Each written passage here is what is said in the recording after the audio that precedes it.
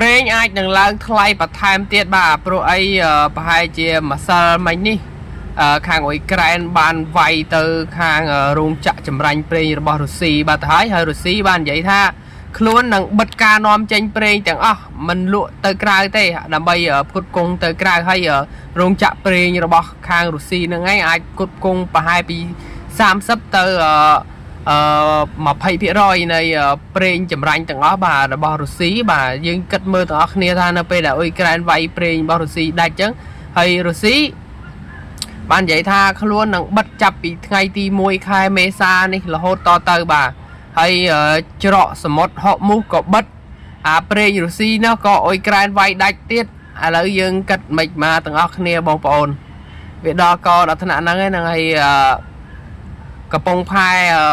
ខាងរុស្ស៊ីហ្នឹងក៏បានផ្អាកបិទប្រេងឲ្យលែងនាំចេញនាំចូលអីទាំងអស់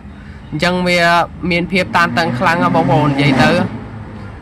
ទាំងប្រេងទាំងអវ៉ាន់ផ្សេងឡើងថ្លៃក្រើតបាននៅតែអញ្ចឹងទៀតអាចប្រេងមកបារ៉ែលប្រហែលជាចូលខ្ទង់$150អីក៏មិនដឹងដែរបងប្អូន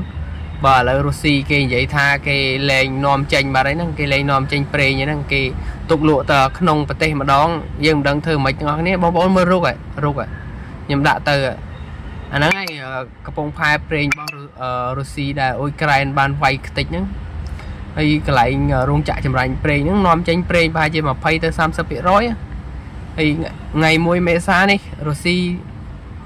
គេបិទការនាំចេញហើយបងប្អូនដឹងមិនមកទេចាំមើលទាំងអស់គ្នាព្រោះវាកាន់តែធ្ងន់ទៅ